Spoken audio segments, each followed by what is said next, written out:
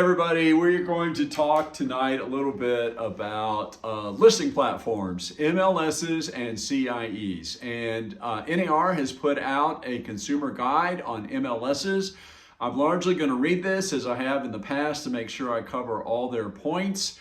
I may make some comments about some differences and about some commercial and all those things as we go along, but let's just jump in to get started. What is an MLS? MLSs provide online platforms that compile home listings from brokerages in a given market. They enable agents to efficiently see available homes for sale and get helpful marketplace data, and typically share listing information to national and local websites that advertise property information. There are many MLSs across the U.S., and each has its own rules to make sure its information is complete, accurate, and transparent. So this is an MLS, and I mentioned a CIE. I'll just kind of briefly say, in general, an MLS is largely residential properties. It is pretty much single family residential. It can also include fourplexes, duplexes, triplexes, generally up to 4 units, and it can still be considered residential. It can also include land, generally residential lots. CIEs generally are pretty much only commercial properties, although they do have multifamily. They will have information for apartments, and they can include also duplexes, triplexes, fourplexes, so they can overlap a little bit on that. All right, let's move on. What value does an MLS provide? MLSs allow real estate professionals to see, share, and promote homes for sale so that they can be found by the largest pool of potential buyers. MLSs provide the most accurate, reliable, and detailed information about properties, both that have sold and are for sale, including the listing price, the address, features, disclosures, and square footage. MLSs also help promote fair housing and equal opportunity by giving real estate professionals and their clients access to consistent information. CIEs do pretty much the same thing. It's just a little bit different data that they have. But they are both listing platforms for your properties. All right. As a buyer, how can an MLS help me buy a home? Using an MLS allows your agent to access many homes for sale and connect with agents working to sell their clients' homes. As a seller, how can an MLS help me sell my home? MLSs are the most trusted source for real estate data because their information is verified by real estate professionals. Listing on an MLS will help a seller reach the largest pool of buyers and potentially attract the best offer. Am I required to market my home through an MLS? No. You should discuss the pros and cons with your agent. If you decide to have your agent not list your home on an MLS, you may be asked to sign a document verifying that you as a seller have made this choice. And so I'm going to pause there quickly. If you don't want it on the MLS, you need to sign something saying you don't want it. And that is for a few reasons. One is that it is to make sure that the agent is doing what they're supposed to be doing.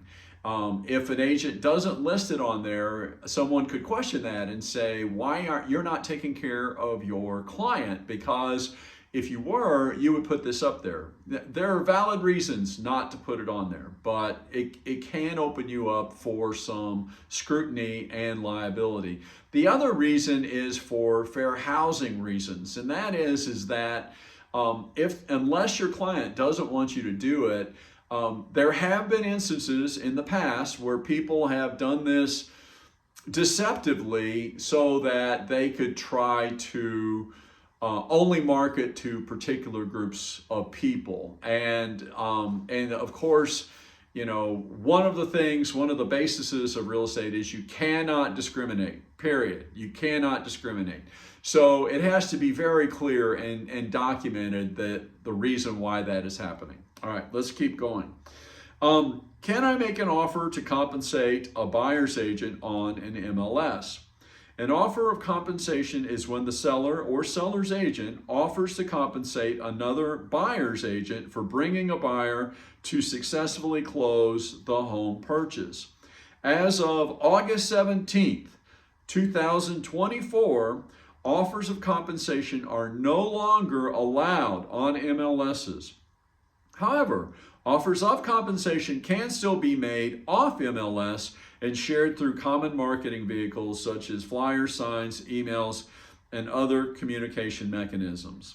And so there's a link to this. I'll put a link to this in the description, and it also has links to other things where you can look up for that. And so one of the things that was this is one of the potential injuries, I think, that in the lawsuits that was being addressed by this is they felt like having the offers of compensation in there, that when people were looking at the MLSs, they might only be showing homes to get the largest commission for the buyer's broker, and that others were being excluded. I fully believe that there were some people that were doing that, but I will tell you that I don't personally know of anyone who was doing that, but it's a valid point. The point is that it can be misused. So that was one of the things. It's like, let's take it off there, and then there's no doubt. All right. Can I offer concessions on an MLS? To attract more buyers, sellers may offer concessions, which are certain costs associated with the buyer's home purchase that a seller agrees to pay. MLSs may allow communications about sellers' concessions, but it depends upon local rules. So again, there's a link in this, and if you follow the link to this consumer guide, you can reach that for more information. How do I access MLS information? Many MLSs share data with websites that consumers can access. If you are a buyer, your agent will provide you with MLS property listings that may meet your criteria. For both buyers and sellers, when you work with an agent who has access to an MLS, you can discuss how the MLS can benefit you. Remember, agents who are realtors are guided by ethical duties under the Code of Ethics, including the pledge to protect and promote the interest of their clients. Your agent will help you weigh your options and develop a strategy you are confident in. And then here is like one of their big caveats. Practices may vary based upon state and local laws. Consult your real estate professional and or consult an attorney for details about state law where you are purchasing a home. And so we can see more of this. All of these are together under facts.realtor. So a few comments about commercials. Commercial information exchanges, CIEs, are very much like MLSs, and it is very much the same thing. A CIE does not list compensation to a cooperating broker. Again, that is done separately through a separate agreement, and so that is not done. But I will say, again, there are valid reasons not to put things on there, but in general, it is a really good idea to have your property on an MLS to try to get as many eyes on that property as possible. So there's been a lot of changes this last year because of the Department of Justice settlement and because of these lawsuits. So if you have other questions about that, let me know. You can put questions in the comments, or you can reach out to me directly. I'll put a link to my website. You can go there and you can pop in a question. And that's it. So if you have other questions, let me know. If I can help you, I would love to. I'm David McCoy with Otimo Properties. I'm based here in Louisville, Kentucky. I'm licensed in Kentucky and Indiana. And I'm primarily a commercial broker. I do a little bit of residential, and I do global. I also do global real estate. So I hope that you found this useful. If you did, if you don't mind give it a like, and if you know someone who would like benefit from the information, maybe you can share it with them. Also, you might check out my YouTube channel. I've done a lot of videos, and if you have other questions, you might find a video that might answer some of those questions there as well. And if you like real estate related topics, you might even consider subscribing and kind of follow along. And I put out information, kind of all kinds of information. Sometimes I have stuff just on my listings. Sometimes I have stuff just on my clients. Sometimes I have general information and kind of educational stuff and market research. So you never can tell. There's going to be lots of stuff out there, and hopefully you will find it helpful. And that's it. Hope you have a great night, and we'll be putting out more videos to come, and I hope that you will join us for those. And have a great day. Take care. Bye.